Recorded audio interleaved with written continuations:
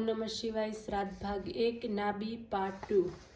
હું નાહ્યા પછી અને શ્લોકો સ્તોત્રો બોલવા પછી જ જમું છું. તો પછી હું તને કેમ ગમતો નથી? મારા બાપુ કહેતા કે નાના છોકરાએ ભૂખ લાગે કે તરત જ જમી લેવું જોઈએ, પણ તું જમતો નથી તો મારાથી કેમ જમાય? તું નહીં જમે તો બહારના લોકો મારી મસ્કરી કરશે, માટે તું જલ્દી જમી લે ને.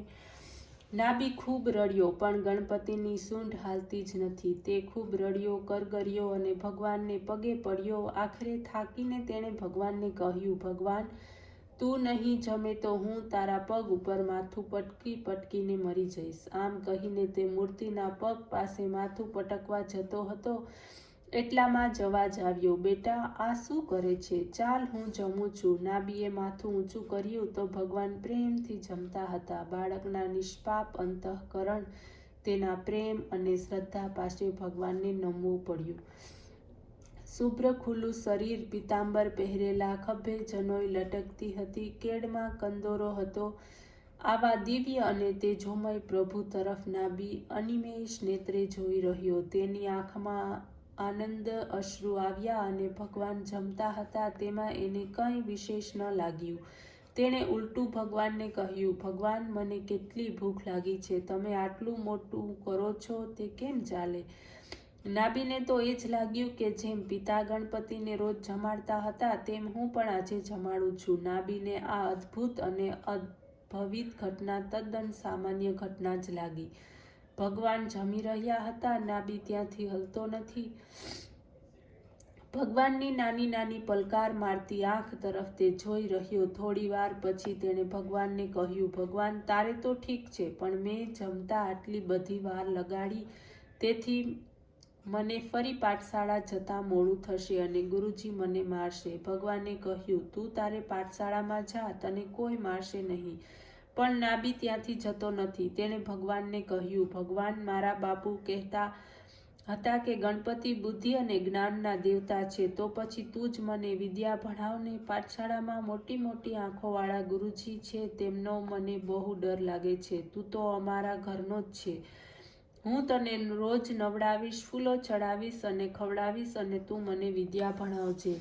નિષ્પાપ પ્રેમથી ભગવાન બંધાઈ ગયા. તેમણે નાભીને હા પાડી. નાભી ખુશ થતો હતો. ઘેર આવ્યો. તેને હરખ માતો ન હતો. તે એકલો એકલો મલકાય કરતો હતો. બાએ પૂછ્યું, નાભી, આટલું મોડું કેમ થયું? નાભી, પણ બા, ભગવાન જમી લે ત્યારે આવું ને. બાને લાગ્યું કે છોકરો મજાક કરે છે. બીજે દિવસે સવારના તૈયાર થઈ નાભી પાઠશાળામાં જવાને બદલે ઘરની પાછળ જવા લાગ્યો. બાને થયું કે નાભી આ તરફ ક્યાં જાય છે? તે રખડવા તો નહીં જતો હોય ને?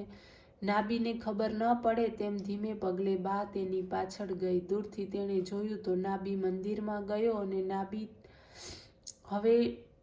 નાભી તેને જોઈ શકે તેમ નથી, તેથી તે મંદિરની નજીક આવી. એટલામાં તેને કાને મંદિરમાંથી અવાજ સંભળાયો. એક અવાજ નાભીનો હતો. તે પ્રશ્નો પૂછતો હતો અને ગણપતિ તેના જવાબ આપતા હતા. બાએ ભગવાનની પ્રસાદિક વાણી સાંભળી, પણ તેણે સંશય રાખ્યો અને મંદિરની બહાર જ ઊભી રહી. ઉત્સુકતાથી તે મંદિરમાં ગઈ નહીં. આજે તેને પોતાનું માતૃત્વ ધન્ય થયું હોય તેમ લાગ્યું. તેના રૂવાડા હર્ષથી ઊભા થયા. કુલમ પવિત્રમ જનની કૃતાર્થમ વસુંધરા પુણ્યવતી ચ યેન. તે નાભી અને ભગવાનને ખલેલ ન પડે તે માટે ઘેર પાછી ફરી. બપોરે બ્રાહ્મણ ઘેર આવ્યો. પત્નીને તેણે સમાચાર પૂછ્યા. હસતા હસતા તેણે કહ્યું, આપણો નાભી ભગવાનને ખૂબ ગમ્યો છે. આપણું તો કુળ પવિત્ર થયું. બ્રાહ્મણે કહ્યું, અરે, પણ શું થયું? કહે તો ખરી. ભગવાન ગણપતિ પોતે નાભીને ભણાવે છે. બ્રાહ્મણ કહે, તું ગાંડી તો નથી થઈ ગઈ ને? નાભીને ભગવાન કેવી રીતે ભણાવે? નાભીને પાઠશાળામાં જવું ગમતું નથી, તેથી તે મંદિરના ઓટલે રમતો બેસતો હશે. ના ના, હું સાચું કહું છું. મેં મારી જાતે ભગવાનની પ્રાસાદિક વાણી સાંભળી છે. પતિ પત્ની બીજા દિવસની રાહ જોતા બેઠા હતા. બીજા દિવસે સવારના વહેલા નાઈ ધોઈને નાભી તૈયાર થયો. બા બાપુજીને પગે લાગી. નાભી ઘરની બહાર નીકળ્યો અને પાછળના ભાગમાં દોડતો દોડતો ગણપતિના મંદિરે પહોંચી ગયો. ભગવાનને નમસ્કાર કર્યા અને મૂર્તિની સામે બેસી ગયો. ભગવાને ભણાવવાની શરૂઆત કરી. નાભી એકચિત થઈને બધું સાંભળે છે તે વચ્ચે નાભી પ્રશ્ન પૂછતો હતો અને ભગવાન જવાબ આપતા હતા. મા બાપ પણ ધીમે પગલે તેની પાછળ આવી પહોંચ્યા હતા. તેને બંને જણા બહાર ઊભા રહ્યા અને તેમણે વિઘ્નહર્તા પ્રભુની ધીર ગંભીર પ્રાસાદિક વાણી સાંભળી. બંને કૃતકૃત્ય થયા. આજે તેમનું જીવન ધન્ય થયું.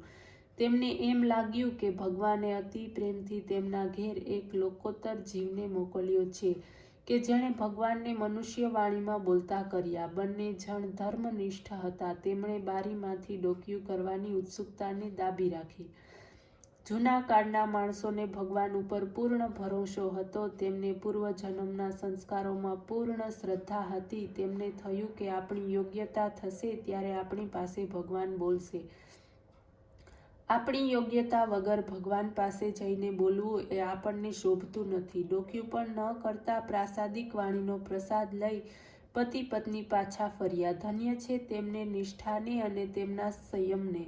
આજે એકાદ મામલતદાર સાથે દીકરો વાત કરતો હોય તો પણ મા બાપ ઓળખાણ થાય એટલા માટે તેમની વચ્ચે ઘૂસી જાય છે. પતિ પત્નીએ નક્કી કર્યું કે આપણે આ વાત કોઈને કહેવી નહીં, કારણ તેમ કરવાથી લોકો નાભીને પૂજવા લાગે અને તેનું શિક્ષણ અધૂરું રહી જાય. સાક્ષાત સૃષ્ટિનો સર્જનહાર ભણાવે પછી બાકી શું રહે? નાભી ખૂબ ભણ્યો. તેની પાસે લોકોત્તર બુદ્ધિ હતી. સાક્ષાત બુદ્ધિ દેવતા પાસેથી તેણે વિદ્યા મેળવી હતી. ગણપતિએ આપેલા જ્ઞાનની તેને પરબ ખોલી. તે અરસામાં 14 દેશના અભય કુલશેખર નામનો રાજ્ય કરતો હતો. તે રાજા સાત્વિક હતો. તેને એક મહેચ્છા હતી કે તેનું રાજ્ય સુસંસ્કારી અને રાજ્યની પ્રજા ભાવમય અને ભક્તિમય બને. પોતાના રાજ્યમાં શિવ મહાત્મ્ય વધે તે માટે ખૂબ પ્રયત્નો કરતો હતો, પણ તેને સંતોષ થતો ન હતો. એક દિવસ રાજાને સ્વપ્ન આવ્યું. તેમાં તેના વડવાઈઓએ કહ્યું કે અમુક ઠેકાણે શિવ મહાત્મ્યનું પુસ્તક છે, તે મેળવીને ભગવત નામનો પ્રસાર કર. રાજા ખૂબ ઉત્સાહથી તે સ્થળે ગયો, પણ તપાસ કરતા જણાવ્યું કે હસ્તલિખિત શિવ મહાત્મ્યનું પુસ્તક તો ઉદયને પામેલું છે. રાજા ઉદ્વિગ્ન થયો અને પાસેના શિવ મંદિરમાં જઈ ભગવાનની પાસે ખૂબ રડ્યો. ભગવાન, હવે તું જ રસ્તો બતાવ. મારે હવે શું કરવું? શિવ મહાત્મ્યનું પુસ્તક તો મળ્યું, પણ તે ઉધઈને ખાધેલું છે. મારે મારી પ્રજાને ભક્તિ તરફ વાળવી છે, પણ હું તેના માટે વાંગ્મય ક્યાંથી લાવું? રડતા રડતા રાજા સૂઈ ગયો. સ્વપ્નમાં તેને આદેશ મળ્યો કે વિદ્યાના અવતાર નાભી પાસે જા, તે તારું કામ પૂરું કરશે.